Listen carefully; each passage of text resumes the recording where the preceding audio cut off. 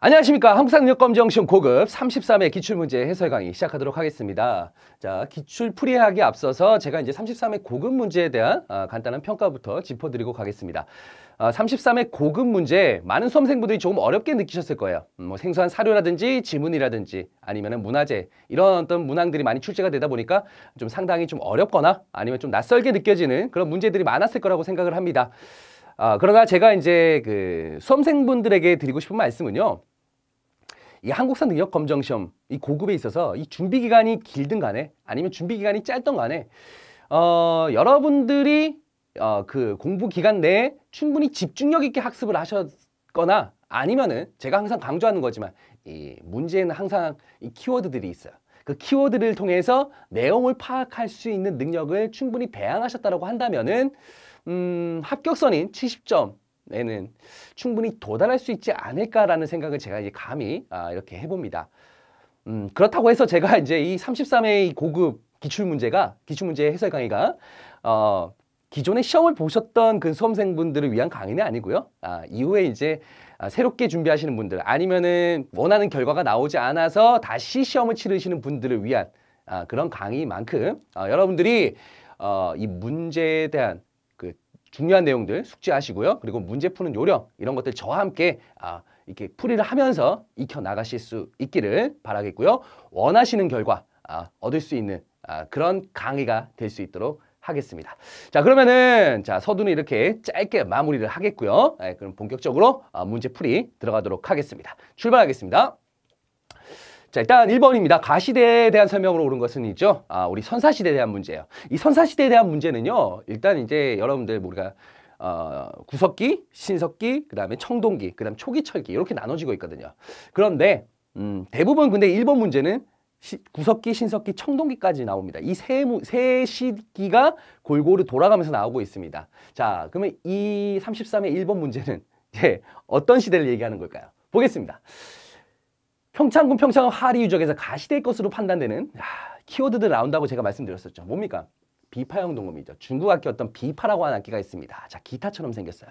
바이올린처럼 생겼거나 이 비파형 동검이에요. 동검. 이 동검은 청동검을 얘기하는 겁니다. 그리고 비파형 동검 어느 시대의 대표적인 유물이다. 분명히 파악하실 수 있을 거예요. 어느 시대죠? 청동기입니다.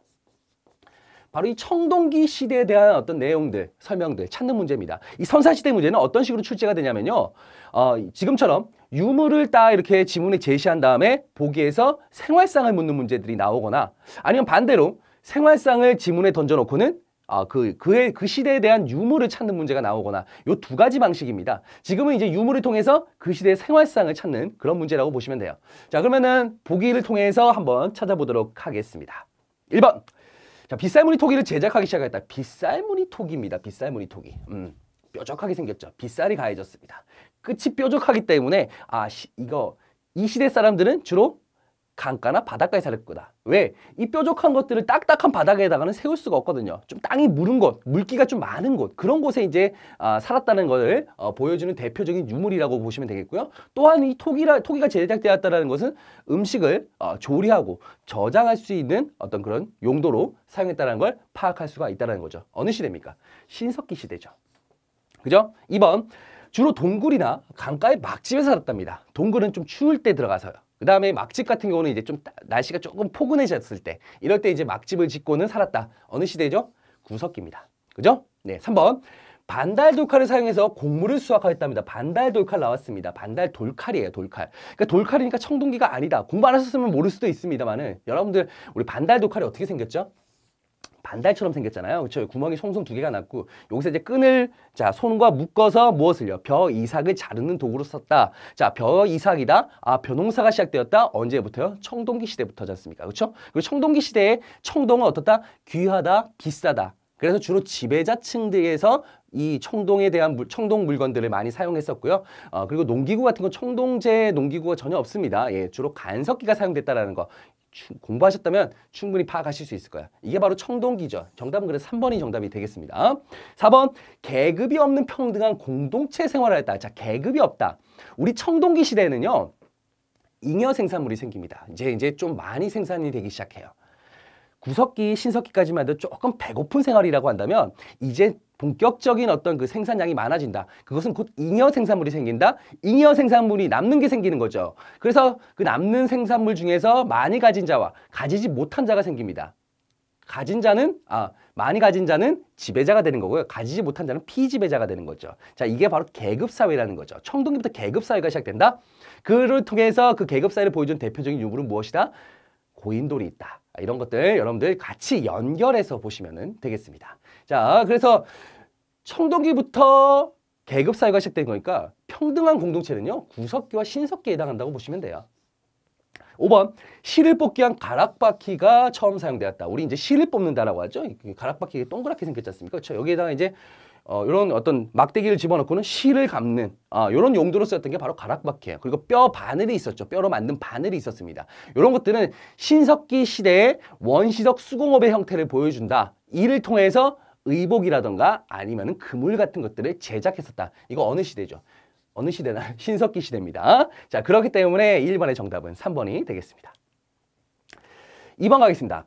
나라에 대한 설명으로 옳은 것은 우리 이제 이거 초기철기 여러 나라의 어떤 그런 발전에 대한 내용입니다. 보시면 알 거예요. 자, 이런 문항들이 자주 나옵니다. 우리 한국사 능력 검정 시험의 대표적인 어떤 그 전형적인 문항 중에 하나라고 볼 수가 있는 거죠. 다 읽으실 필요 없는데 키워드들이 나와 있어요. 보겠습니다. 장사를 칠 때 큰 나무꽉을 만드는데 길이가 10여 장이면 한쪽을 열어 놓아 입구로 만든다. 여기까지는 모를 수도 있습니다.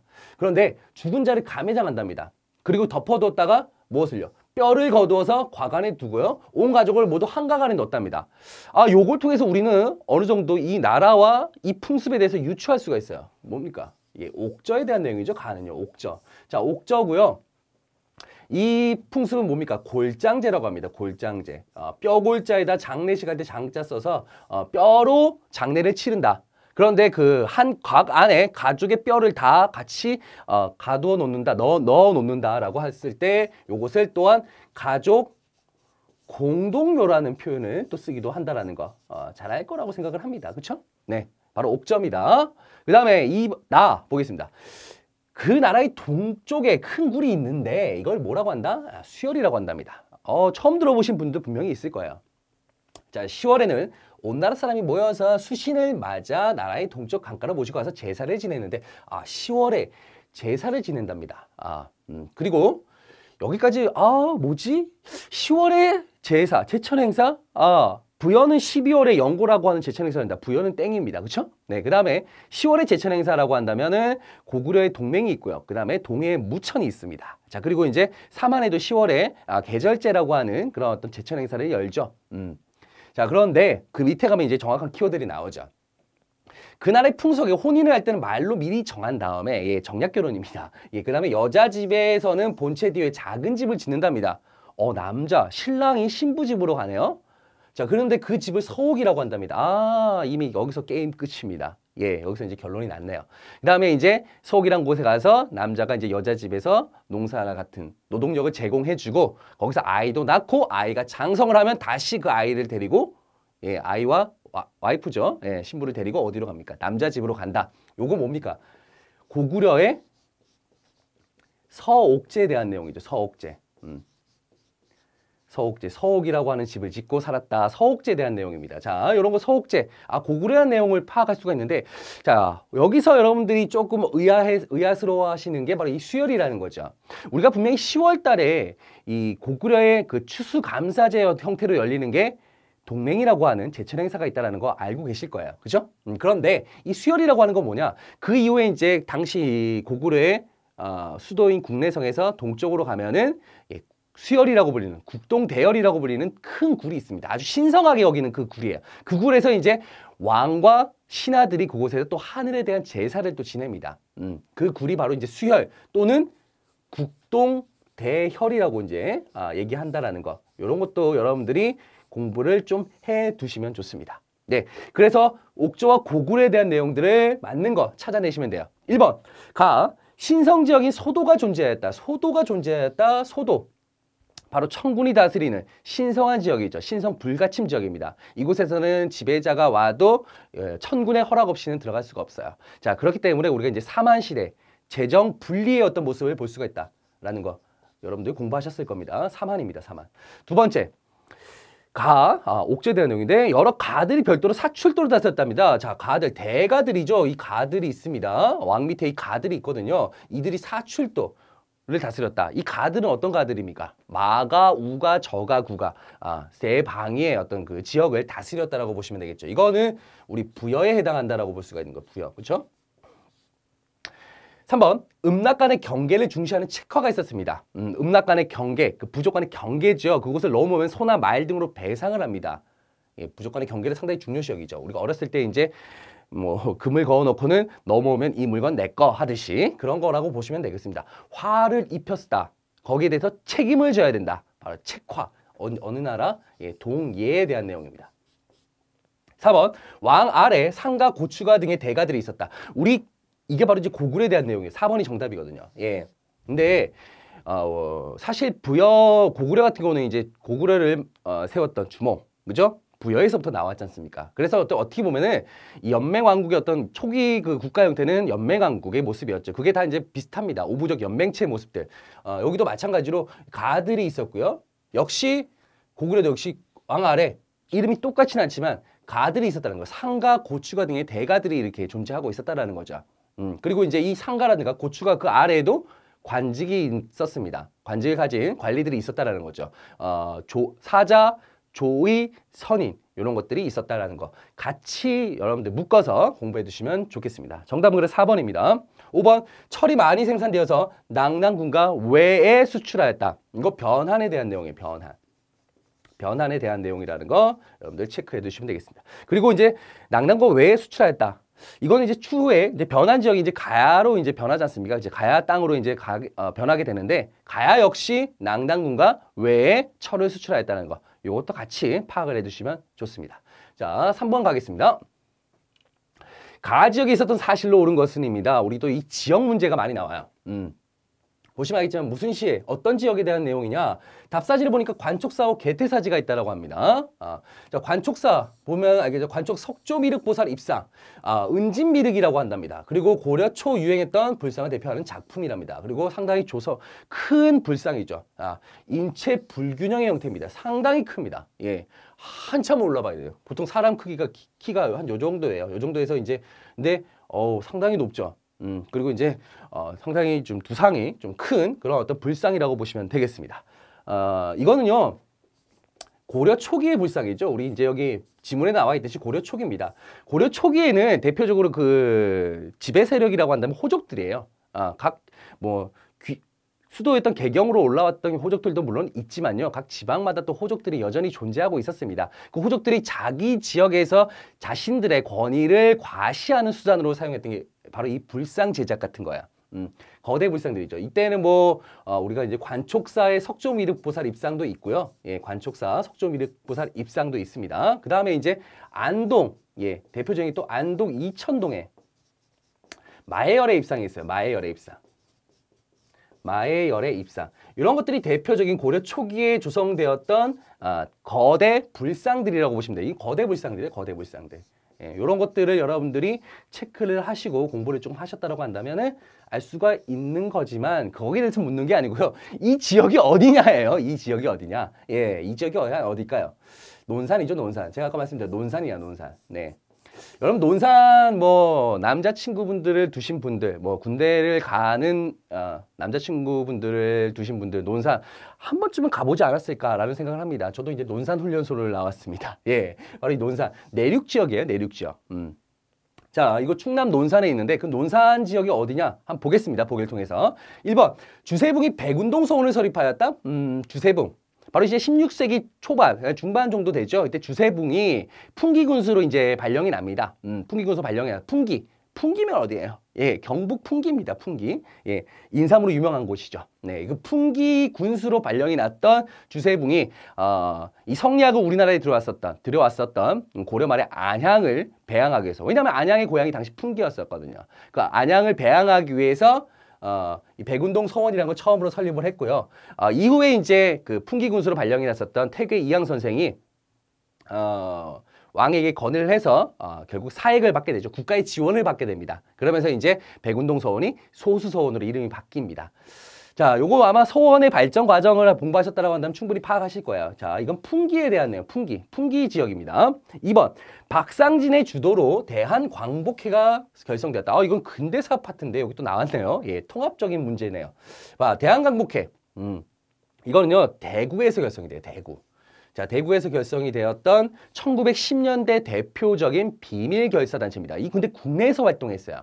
1910년대는 일제히 무단 통치 시기, 강력하게 찍어 누르던 그 시기가 되기 때문에 대놓고 활동을 할 수가 없었기 때문에 비밀결사 형태로 조직을 운영하였습니다. 자, 그리고 공화정을 지향했었죠. 공화정을 지향했었고, 그 다음에 군자금 모금을 통해서 무관학교 설립을 추진하고 있었고요. 그리고 이제 친일 부호들을 처단했던 그런 활동을 펼쳤던 단체, 바로 1910년대 대표적인 국내 비밀결사단체 대한광복회입니다. 대구입니다, 대구. 3번 가겠습니다. 백제와 신라 사이에 황산벌 전투가 벌어졌다. 이 황산벌 전투, 이것도 역시 이제 백제 지역인데, 이 황산벌이라는 곳이 과연 어디냐? 아마 여러분들 이런 것들 황산벌이 어디다 아마 정확하게 아마 어디 강의에서도 이게 쉽게 설명을 안 하셨을 경우가 많을 거예요. 어디냐면요, 논산 지역입니다. 바로 여기가 논산 지역. 여전히 지금도 황산리라고 하는 지명이 있다라고 합니다. 황산리라고 하는 지역이 바로 이 황산벌 전투가 벌어진 지역이 어디다? 논산 지역입니다. 그래서 정답은 3번이 되겠어요. 조금은 어렵게 느껴질 수가 있는데 한번 나머지 거 보시면 여러분들이 조금 이거 맞출 수 있는 문제다라고 생각하실 수도 있어요.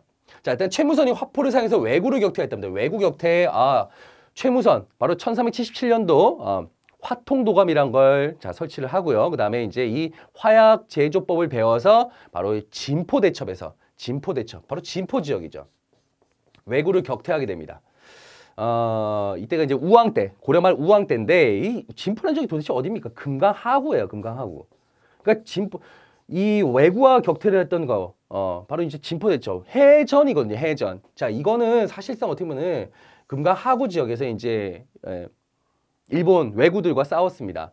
그렇기 때문에 요거는 이제 약간 이 내륙 지역인 논산하고는 조금 거리가 좀 있다라고 볼 수가 있다라는 거죠. 자, 5번 남북한 경제협력의 사업에 일하는 공단이 건설되었다. 이거 잘 알고 계실 거예요. 어디예요? 예, 개성이죠, 개성. 네, 개성입니다. 자, 그래서 정답은 몇 번입니까? 3번입니다. 이런 것들은 조금 전체적으로 여러분들이 그 지역을 좀 뭐 활동했던 지역, 어떤 그 단체가 활동했던 지역이라든지 뭐 어느 지역에서 어떤 인물이 활동을 했다라든지 뭐 이런 것들 좀 잘 파악해 두실 수 있다라고 한다면은 조금 그래도 어렵지만 충분히 맞출 수 있지 않을까라는 생각을 합니다. 그 중에서 그래서 1, 2, 3번 중에 지금 어려운 문제가 한 문제가 나왔어요. 네, 요것들 여러분들 조금 어려울 수 있는데 이런 지역 문제. 그렇기 때문에 우리 공부할 때도 이 지역에 대한 것들을 그냥 쉽게 간과하고 그냥 쉽게 지나치지 않으시기를 제가 부탁드리겠습니다. 4번 가겠습니다. 다음 연보에 해당하는 왕의 업적으로. 자, 이 왕의 업적에 대한 문제도 많이 나옵니다. 그렇죠? 근데 이거 쉬워요. 다 할 필요는 없어요. 자, 순장을 금지했다. 이거 모를 수 있습니다.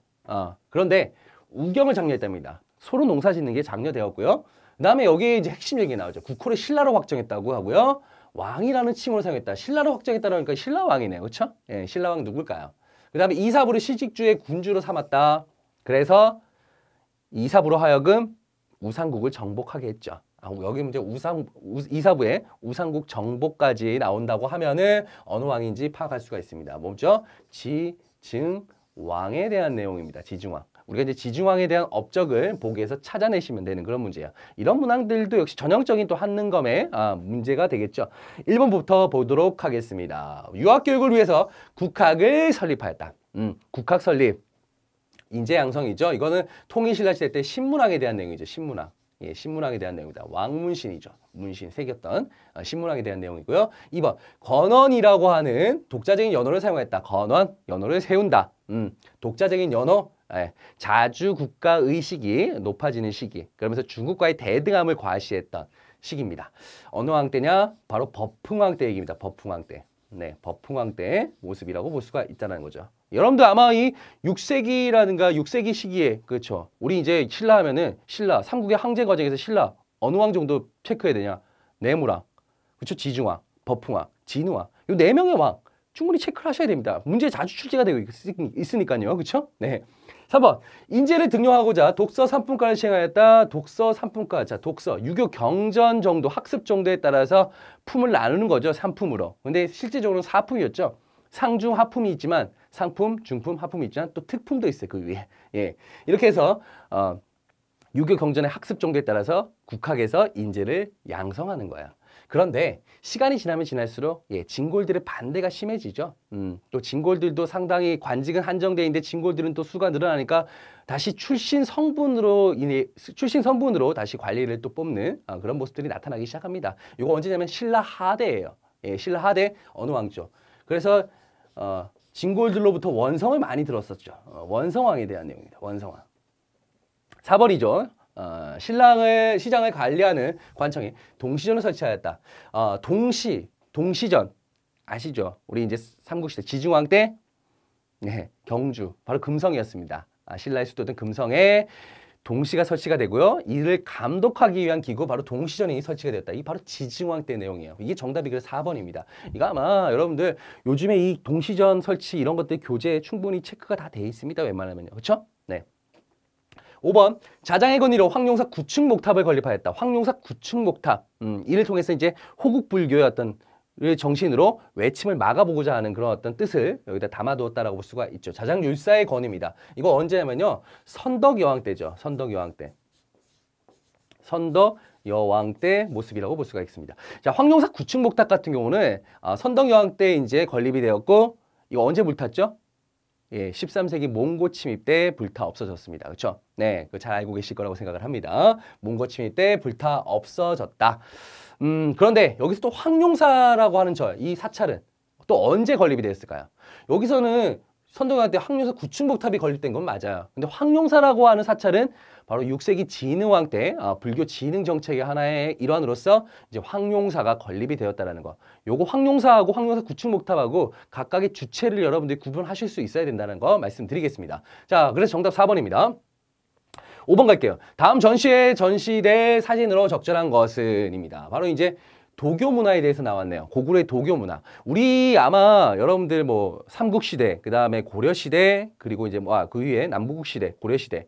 아마 도교 문화에 대해서 여러분들이 많이 제가 언급을 해드렸을 거예요. 그런데 사실 도교 문화에 대한 문화에 대해서는 이제 고려시대가 아니고 삼국시대에 대한 내용들이 많이 출제가 되고 있어요. 네. 고구려에는 사신도와 도교 문화의 연결성, 그리고 이제 백제는 금동대학로와 산수문의 벽돌의 연결성, 이렇게 찾아내시면 되거든요. 근데 여기에서 여러분들이 어렵게 느끼시는 이유 중에 하나가 바로 1번과 5번. 정말 처음 보는 이런 문화재들, 생소한 문화재들이 나오니까 조금 어렵게 느끼고 낯설게 느끼는 건데, 여기서 이제 여러분들이 고구려의 도교 문화 정확하게 파악을 하셨다고 한다면 이 문제 쉬워요. 어려운 문제 결코 아닙니다. 아시죠? 제가 말씀드렸지 않습니까? 고구려의 도교 문화 뭐 있죠? 사신도. 그렇죠? 좌청룡, 청룡도가 있고요. 우백호, 백호도가 있습니다. 남의 주작도가 있고요. 그 다음에 북현무, 현무도가 있죠. 4번음 같은 경우 뭐냐면요. 현무도예요, 현무도. 사신도 중에 현무도에 해당한다고 보시면 돼요, 현무도. 이게 바로 고구려의 도교 문화에 대한 어떤 증거 자료라고 볼 수가 있다는 거죠. 그래서 정답은 4번입니다, 4번. 네, 고구려의 도교 문화. 뭐 다 읽으실 필요 없고, 고구려의 도교 문화 하면 딱, 사신도, 그림, 딱 여러분들 아마 보셨을 거라고 생각을 합니다. 그리고 사신도가 어떤 거다라는 거 공부하시는 과정에서 파악을 하시더라고 한다면 이거 그냥 쉽게 넘어갈 수 있는 그런 문제예요. 네. 1번 그리고 2번, 3번, 5번 이것도 한번 그래도 알아볼게요. 네. 1번 같은 경우는 이제 뭐냐면 이게 청자예요. 고려 청자입니다. 이 좀 청색이 좀 빛깔이 조금 바랜 것 같기도 한데 청자입니다. 고려 청자예요. 13세기 전반기에 만들어진 고려 청자입니다. 순수한 고려 청자, 상관 청자는 아니고요. 네, 청자 인물형, 그렇죠? 인물형 이거 뭘까요? 용도가 주전자예요, 주전자. 예, 여기 이제 물 따라놓고는 여기로 쪼로로록 물이 나오는 거예요. 청자 인물형 주전자, 바로 1번이 해당된다고 보시면 되겠습니다. 13세기 전반 상형 청자의 대표적인 유물이라고 볼 수가 있다라는 거죠. 이게 언제 발견되냐면 1971년도에 대구 교회에 있는 과수원에서 발견이 됐답니다. 예, 발견이 됐던 청자 인물형 주전자. 이것도 약간 도교와 관련이 있어요. 여기 지금 보기 나와 있는 거 다 도교와 좀 관련이 좀 있습니다. 근데 이건 고려 시대죠. 2번 같은 경우는 예, 백제 우리 많이 봤을 거예요. 백제 금동대향로라고 보시면 되겠죠. 여기 복례산, 여기 봉황 있죠. 그렇죠? 복례산. 약간 뭐 신선 사상과 결합된 어떤 그런 모습들 보이고 있습니다. 3번도 마찬가지예요. 산수무리 벽돌. 자연과 함께 살고 싶어하는 그런 인간들의 마음을 담았다. 이런 것들이 또 신선 사상과 또 역시 결합된다라고 볼 수가 있다는 거죠. 산수무리 벽돌 이것도 역시 백제에 대한 네, 백제의 도교 문화재라고 보시면 되겠고요. 5번 같은 경우는 아마 처음 보셨을 거예요. 진짜 생소할 거야. 이게 뭐냐면 누가 만들었냐, 누가 제작을 했냐. 김홍도예요. 30대 때 김홍도가 제작했던 군선도입니다. 군선도. 무리를 지은 신선들의 그림 군선도가 되겠어요. 이게 한 그림이 아니고요. 팔첩병풍이에요. 팔첩병풍. 예, 딱 보시면 8개로 되어 있거든요. 8개. 예, 팔첩병풍. 요것도 이제 군선도, 신선들과 관련되니까 또 역시 도교와 연결시킬 수가 있다는 거 체크해 두시면 되겠습니다. 정답은 그래 4번입니다. 6번 갈게요. 가나 시기에 있었던 사실로 옳은 것은 역시 사회 문제 많이 나옵니다. 이런 것들 나오면 되게 당황해 하시는데 절대 당황하실 필요 없어요. 여기 키워드들 역시 찾아내시면 됩니다. 뭡니까? 다른 거 쭉 합니다. 뭐 계로왕이 지금 방어했고 태자 문주 그 아들이죠. 태자 문주가 뭐 구원 요청했고 신라 군사 왔고 고구려가 근데 결국은 한성을 파괴하고 계로왕을 죽였답니다. 사망했고 문주왕이 즉위하고 어디로 갔답니까? 웅진으로 도읍을 옮겼답니다. 지금 이제 한강을 잃었지 않습니까? 한성을 잃었어요. 그러니까 백제는요, 일단 한성 시대가 있어요. 한성이 수도였던 시기가 있죠. 초기에 이제 위례성의 털을 잡고는 이제 한성을 중심으로 해서 발전을 하면서 근초광 때 전성기를 이루고 그러면서 이제 점차 계속 발전해 나갔는데 한성 시대인데 근데 결국은 계로왕이 결국 고구려 군사에 의해서 사망을 하고요. 아들이었던 문주가 웅진으로 옮깁니다. 웅진 지금이 어디죠? 공주 지역이죠. 공주 지역. 그래서 이제 이때부터 웅진 시대라고 하죠. 그러다가 나와볼게요. 도읍을 어디로 옮겼답니까? 사비로 옮겼고요. 국호를 남부여라고 고쳤답니다. 이거 성왕 때예요. 그렇죠? 예. 이때는 뭡니까? 사비 시대가 되죠. 사비. 사비는 지금이 어디요? 부여가 됩니다. 부여. 자, 사비 시대가 열렸다. 그래서 백제 같은 경우는 수도를 처음에 한성에서 그다음 웅진으로 사비로 옮기는 과정 속, 이 과정 속, 그러니까 사비로 옮기는 시기였으니까 그러면 웅진 시대에 대한 내용을 묻는 거네, 그렇죠? 웅진 시대, 이 시대에 대한 내용들을 여러분들이 찾아내시면 됩니다.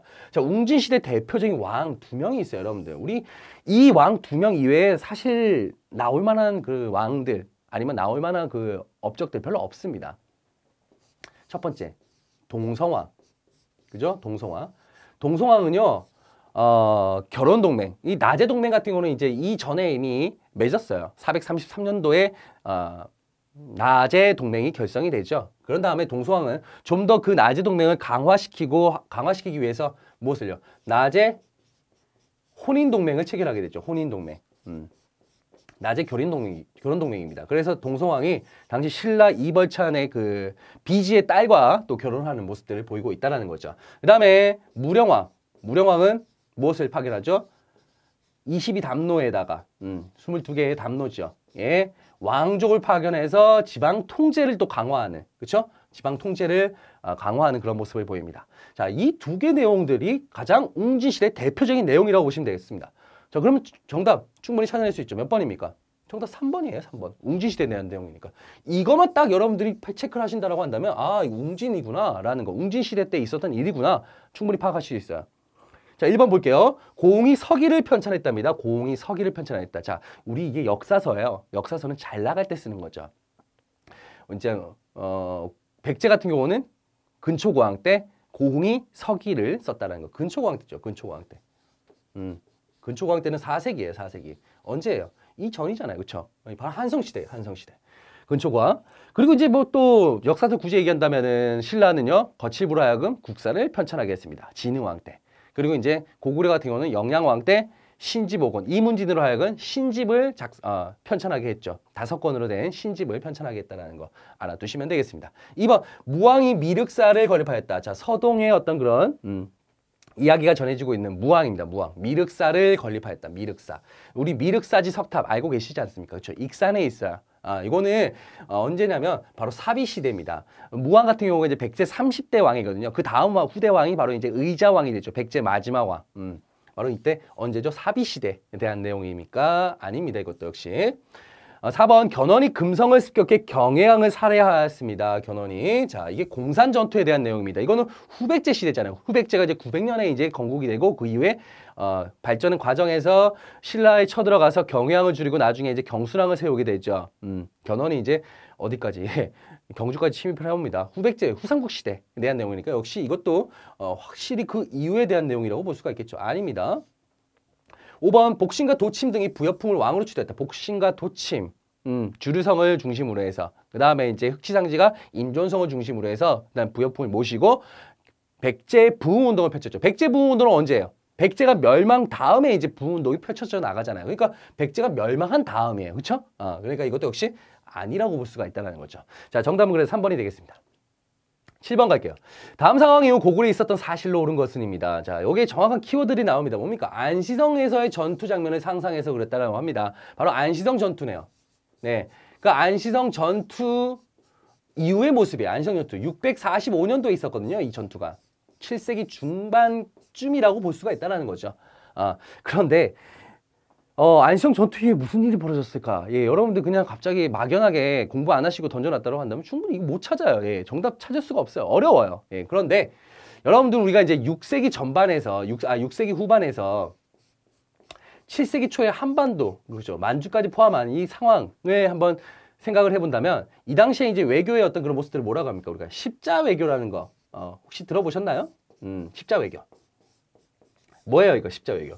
당시 외교적인 어떤 그런 형태가 십자가처럼 있다라고 해서 이제 십자 외교를 합니다. 동서와 남북 세력으로 나눠져 있었죠. 자, 남북 세력은 저기 돌궐부터 해서 고구려, 백제 외로 이어지는 남북 세력이 있었고요. 그 다음에 이제 신라에서 수당으로 이어지는 동서 세력이 있습니다. 이걸 이제 십자 외교 시대라고 하는데, 당시 이제 수나라가 바로 이 전국 시대를 통일하게 되죠. 그러면서 이제 통일 국가가 만들어지면서 일단은 고구려 원정을 떠나게 됩니다.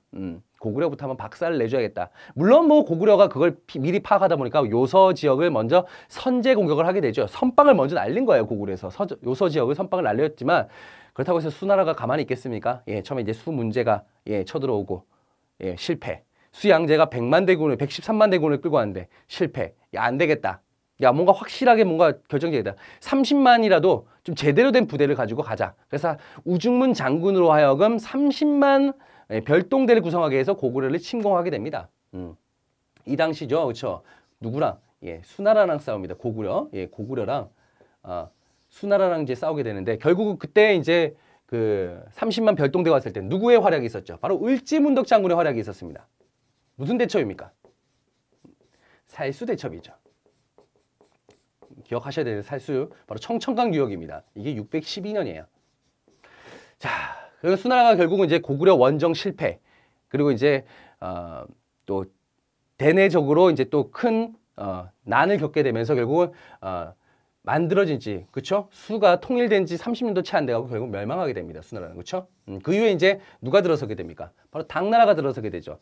사실 고구려는 초기에 당나라하고 상당히 좀 친선적인 관계를 펼쳐 나가는데 당태종, 바로 이세민이 집권하게 되면서 이제 또 고구려와 적대적인 그런 관계를 표현하게 됩니다. 자, 그 과정에서 당시에 이제 고구려의 영유왕, 그렇죠? 고구려의 왕이었던 영유왕이 영계소문으로 하여금 천리장성을 쌓게 하죠. 천리장성 어디에 있죠? 요동지역 쪽에다가 천리장성을 쌓아서 당의 공격에 대비하는 그런 모습을 보입니다. 하지만 그때 이제 영계소문은 국내적으로 정변을 일으키게 되죠. 쿠데타를 일으킵니다. 그러면서 이제 영유왕을 죽이고 보장왕을 세웁니다. 허수아비처럼 보장왕을 세우게 되고 자신이 실질적인 권력을 차지하게 되죠. 그리고 스스로가 최고 권력자인 대망리지라는 칭호를 또 갖게 됩니다. 자, 그때 이제 당나라는 이 정변을 구실로 해서 영계소문의 정변, 너 왕을 이렇게 패했어, 내가 너를 벌하러 갈 거야 라고 하면서 그 정변을 구실로 해서 바로 고구려에 쳐들어오게 되죠. 그러면서 요동성, 백암성이 막 함락이 되는 과정인데 안시성에서 결국은 이 당 군대를 막아냈습니다. 자, 이게 바로 안시성 전투예요. 대표적으로 안시성 전투. 이게 바로 645년도죠. 이후에 이제 어떤 일이 벌어지냐? 이 당나라도 지금 이제 고구려 원정에 실패를 하게 됩니다. 그렇다고 해서 뭐 나라가 삐걱대는 정도는 아닌데 역시 이 당나라와 같은 생각을 가지고 있던 나라가 있었죠. 누굽니까? 바로 신라죠. 신라도 지금 현재 백제로부터 상당한 지금 현재 공격을 받게 되고요. 고구려가 또 뒤에서 후방 지원을 또 하게 됩니다. 이 과정에서 이제 신라는 결국 당나라로 김춘추가 직접 당나라로 건너가서 뭘 하죠? 예, 나당 연합군을 결성하게 되죠. 나당 연합군을 결성한 후에 예, 백제를 무너뜨리고 그 다음에 고구려를 무너뜨리면서 이제 삼국 통일을 하는. 그 다음에 그 이후에 이제 나당 전쟁이죠. 연합군에서 나당 전쟁을 통해서 이제 조금은 좀 부족한 부족한 이제 삼국 통일을 이루게 된다는 거. 그 과정들 여러분들이 이해하시면은 이 문제는 그렇게 어렵지 않게 풀이하실 수가 있습니다. 자, 1번 수의 침략군을 살수에서 격퇴했다. 이거는 이 안성 전투 이전이지 않습니까? 그렇죠? 이전이니까 아니죠. 그렇죠? 2번 낙랑군을 몰아내고 영토를 확장하였다. 낙랑군을 몰아냈다. 이거는 이제 313년도 이제 미천왕 때 모습이에요. 미천왕 때. 4세기예요. 4세기. 4세기 초입니다. 3번 전진의 순도를 통해서 불교를 수용했다. 자, 고구려 같은 경우는 불교를 수용하는데 전진으로부터 수용했어요. 이것도 언제입니까? 바로 4세기 중반 소수리망 때입니다. 예, 소수리망 때. 이건 미천왕이죠. 미천왕. 미천왕. 이거는 소수리망. 소수리망. 그렇죠. 불교 수용 공인, 그다음에 태학 설립, 그리고 뭐 있었죠? 태학 설립, 불교 공인, 그리고 율령 반포. 이렇게 세 가지 업적이 있다는 거 잘 알고 계실 거라고 생각을 합니다. 4번 평양에서 나당 연합군에 의해서 항전하였다. 자, 이게 정답이 되겠죠. 그렇죠? 5번 영계소문이 정변을 일으켜 권력을 장악했다. 이것은요 사실상 안성 전투 이전에 벌써 이미 권력을 차지한 상태였죠. 안성 전투 이전이니까 이것도 그 이전이라고 보시면 되겠습니다. 그래서 7번의 정답 4번이 되겠습니다. 8번 갈게요. 다음 가상 인터뷰에 가에 들어갈 대답으로 적절한 것은 이라고 나왔습니다. 자, 이런 것들이 조금 어렵게 느껴질 수가 있어요. 그런데 제가 말씀드리지만 키워드가 있습니다. 어떤 키워드가 있는지 한번 볼게요. 쭉 나오다가 보면은 자, 나라 정치를 바로잡기 위해서 능력 있는 인재가 필요하다는 걸 절감했다. 그래서 널리 인재를 추천받아 모아. 안유란 사람. 처음 들어봤을 거야. 이 사람 대사자로 이제 임명이 되는데 그 다음에 을파소를 나라의 국상으로 발탁했답니다. 을파소. 우리가 이제 을파소 하면 뭔가 기억이 납니다. 뭐지? 자, 일단은 여기서 뭔가 기억이 나죠. 키워드예요. 네. 한편 민생 안정을 위한 새로운 제도도 마련하는데요. 자세한 설명 부탁드립니다. 사냥을 가는 길에 울고 있는 백성의 사연을 듣고 신하들에게 명령을 내려서 그러니까 뭔가 지금 민생 안정을 위한 새로운 제도를 마련했다. 그 전에 이제 이 사람들을 등용을 시켰다라는 거야. 자, 그리고 이 왕, 그렇죠. 들어갈 대답으로 보시면은 어떤 거냐. 자, 을파소란 사람이 어떤 사람인지만 여러분들이 수업 시간에 충분히 들었다고 한다면 예, 맞출 수 있어요. 어느 왕 때요? 고국 천왕 때죠. 네, 고국 천왕 때. 고구려 2세기, 예, 2세기입니다. 2세기. 2세기 고국 천왕 때 우리가 뭐가 마련됐다라는 거 알고 있죠? 진대법이란 거. 빈민구율제도의 대표적인 법이라고 할 수 있는, 그쵸? 시초라고 볼 수 있는 이 진대법이 마련되었다. 근데 그때 누가요? 을파소의 건의가 있었다라고 보시면 되겠어요. 을파소의 건의가 있었다. 이걸 항상 보국천왕 할 때 진대법 얘기해서 을파소 나옵니다. 예, 그러니까 여러분들 을파소, 고국천왕, 진대법. 그 진대법은 바로 뭐 빈민구율, 바로 민생 안정을 위한 제도라는 거. 충분히 파악하실 수가 있어요. 어렵다라고 생각을 하시면 안 됩니다. 여기서 키워드만 정확하게 보시고 이 사람이 어떤 사람인지만 이해를 하시고 넘어가셨다고 한다면 맞출 수 있어요. 정답은 몇 번이죠? 바로 2번이 정답이죠. 2번. 백성들의 곡식을 빌려주는 진대법을 마련했다. 뭐 어렵지 않습니다. 사실은. 자, 나머지 것도 한번 볼게요. 병자에게 약을 지급하는 해민국을 설치했다고 합니다. 해민국. 자, 의학 담당입니다. 수도 주변에 의학을 담당하는 기구 해민국. 이거 고려시대 때 만들어져요. 고려시대 때. 언제냐면 고려시대 예종 때예요. 예종 때. 자, 이 해민국의 의학 담당, 고려시대 대표적인 또 사회 구율 제도 중에 하나라고 볼 수가 있는 거죠. 요게 이제 나중에는 이제 고려 말에 가면 사이서로 바뀌고 또 조선으로 넘어가면 해민서라고 합니다. 조선으로 넘어가면 해민서로 바뀌어요. 변경이 된다는 거. 이렇게 좀 가볍게 체크하고 가시면 되겠습니다. 3번. 호구를 정확하게 파악하기 위해 호패법을 시작했다. 자, 주민증을 이제 발급하는 거죠. 이거 언제죠? 조선 태종 때잖아는 거. 알고 계실 거야. 조선 태종. 4번. 강제로 노비가 된 자를 해방시키는 노비항거법. 노비를 눈으로 보고 검사하는 법. 노비항거법. 이건 고려 광종 때의 모습입니다. 고려 광종. 불법적으로 소유했던 호족들의 노비들을 양민으로 이제 풀어주는 그런 정책이 바로 노비항거법이죠. 5번. 기금을 모아 그 이자로 빈민을 구제하는 재위보를 운영하였다. 기금 마련 후에 그걸 가지고 빈민구제. 지금으로 치면 뭐 재단이죠, 재단. 그렇죠? 사회 공헌을 하는 그런 재단이라고 볼 수가 있습니다. 재위보. 이것도 고려 광종 때 제작이 된 겁니다. 고려 광종 때 만들어졌던 재위보. 자, 그래서 8번의 정답 2번이 되겠습니다. 9번 가겠습니다. 다음 문화유산에 대한 탐구 활동으로 적절한 것은 이 비석입니다. 비석인데 이 비석이 어떤 비석이냐? 설명이 나와 있죠. 한강역을 영토로 편입한 뒤 진흥왕이 이 지역을 순수하고 자, 어머나 순수 이게 순수가 아니에요. 예, 순수가 뭐냐면 우리가 이제 뭐 성지순례라는 표현을 써요. 성지순례.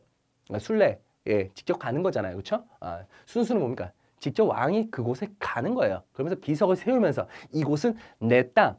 하나의 땅 따먹기 같은 거예요. 땅 따먹기 하면서 그 표시선을 두는 거예요. 표식을 두는 거죠. 표식. 그게 바로 이제 순수비라고 보시면 되겠습니다. 자, 원래 북한산 비봉에 있었으나 현재는 국립중앙박물관에 소장하고 있답니다. 북한산 비봉에 있었다. 우리 진흥왕의 순수비 4개가 있습니다. 4개. 뭐 있었죠? 북한산비. 그렇죠? 북한산비는 진흥왕이 어디 한강역을 차지했다라고 한 것을 이제 보여주는 비석이 되겠고요. 그 다음에 이제 어디입니까? 저기 가야 지역도 예, 결국은 차지하게 되죠. 그 가야 지역, 바로 경남 창녕 지역에 있는 창녕비가 있어요. 이건 가야를 점령했다는 걸 보여주는 대표적인 비석이 순수비가 되겠고요. 그 다음에 이제 마운영비, 황초령비, 황초령비. 요거게 이 4개가 이제 바로 대표적인 진흥왕의 순수비, 4개의 순수비입니다. 이거는 이제 어디죠? 바로 함경도 지역까지 진출했었다는 걸 보여주는 대표적인 순수비가 되겠습니다. 그런데 지금 현재 북한산비에 대해서 나왔어요. 이 북한산비 탐구활동 골라보겠습니다. 자, 이 순수비는 어떤 거냐? 자, 보겠습니다. 1번. 신라왕을 매금왕이라고 표현하는 의미를 찾아본다. 매금왕. 매금왕이라고 표현했다라는 걸 봤을 때 이제 자기보다 좀 아래로 여겼다라는 거죠. 예, 아래로 여겼다는 건데 이거는 어느 비석이냐면 충주고구려비. 예. 충주고구려비에.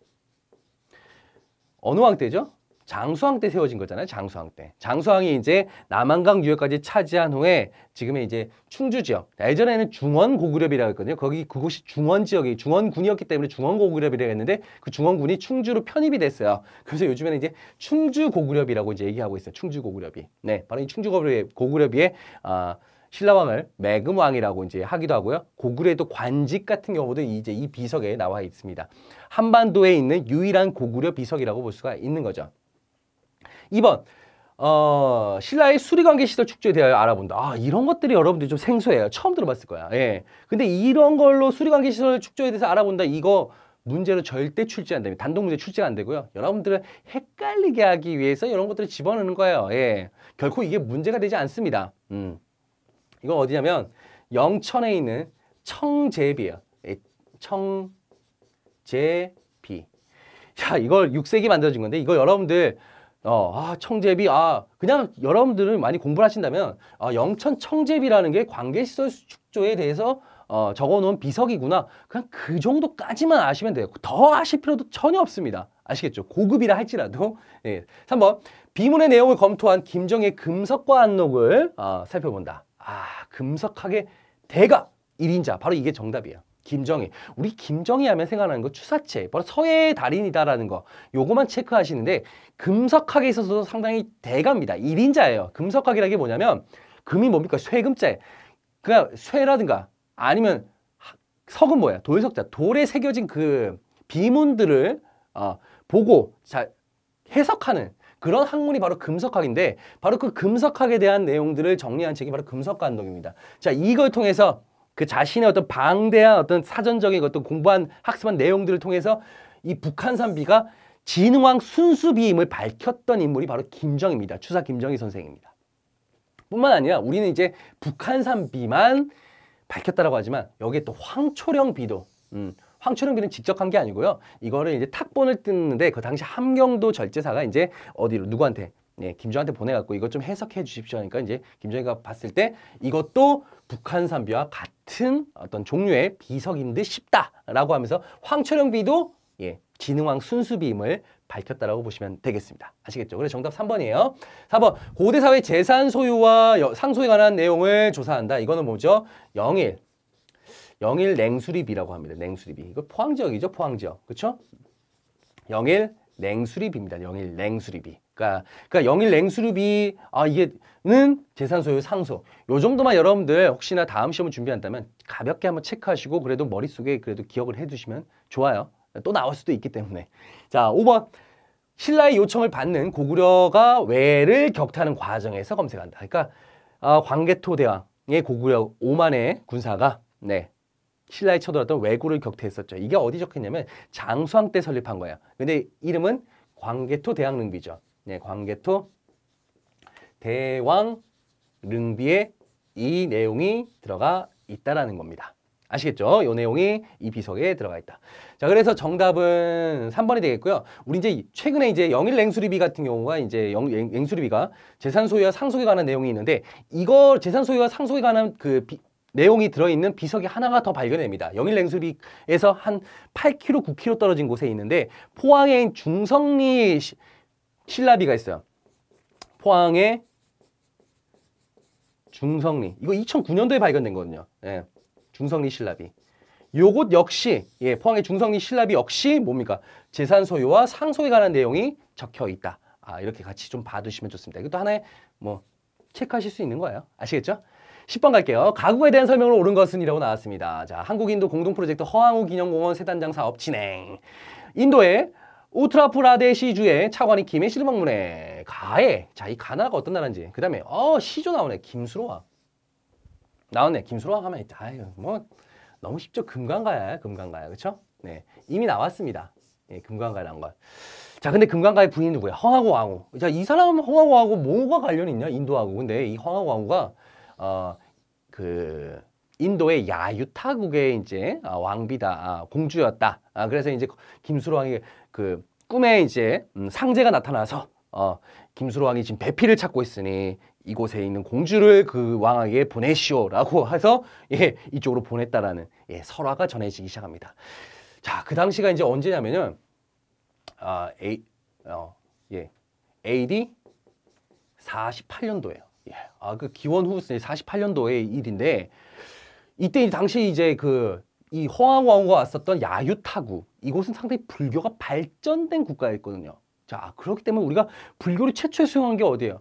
4세기 근초왕이에요. 소수리망 때, 그렇죠? 전진의 순도로 하여금 이제 받아들여갖고 불교가 수용이 됐는데 그거보다 약 몇 년도, 한 300년 가까이 일찍 되었다. 이 설화가 이제 진실로 규명이 된다라고 한다면 그렇게 되는 건데 아직까지는 이게 하나의 또 설화에 또 불과하기 때문에 사실상 그냥 그런 설화를 가지고 이제 이런 공동 프로젝트가 또 진행되고 있는 거예요. 이제 정확하게 정설로 받아들여지지 않는다는 거죠. 정설로 받아들여지지가 않고 있다라고 보시면 되겠습니다. 자, 어쨌든 지금 이제 내용은 뭐예요? 금강가에 대한 내용이 금강가야. 네.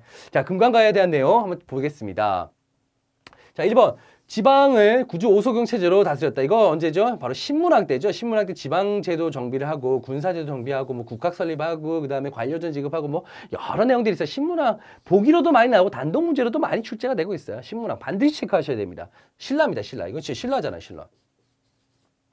2번 경당을 설치해서 학문과 무예를 가르쳤다. 경당 설치. 경당에 이제 평민 자제들을 대상으로 해서 학문, 유교 경전과 그다음에 무예를 함께 가르쳤습니다. 자, 이게 이제 지방에 설치한 거죠. 이게 바로 고구려예요. 고구려. 3번 사회 질서 유지를 위해서 범금 8조를 두었다. 이 8조법에 대한 내용이죠. 상해법, 상해죄, 그다음에 살인죄, 절도죄에 해당하는 거기에 대해서 이제 8개 중에 3개만 전해지고 있죠. 이거 고조선. 에 대한 내용이 되겠습니다. 4번 제가회의에서 나라의 중요한 일을 결정한다. 제가회의, 여러 가들의 회의체. 제가회의 하면 어느 나라이죠? 고구려입니다. 고구려. 5번 일부 왕족이 멸망 후에 신라의 진골로 편입됐다. 이게 정답이 되겠죠. 자, 우리 532년에 금강가야가 법흥왕 때 멸망이 되고요. 그 다음에 이제 진흥왕 때 대가야가 이제 신라로 또 신라에 의해서 멸망이 됩니다. 그러면서 이제 여기 왕족들이 어디로? 신라로 편입하죠. 뭐 대표적인 어떤 그런 가문이라고 한다면 이제 김유신 가문이 대표적인 어떤 가야의 왕족 중에 한 명이라고 보시면 되겠습니다. 그로 인해서 이제 신라의 진골로 편입하게 되었다. 정답은 그래서 5번이 정답이 되겠고요. 자, 일단 10번까지 한번 풀어보고요. 바로 이어서 11번부터 또 풀이하도록 하겠습니다.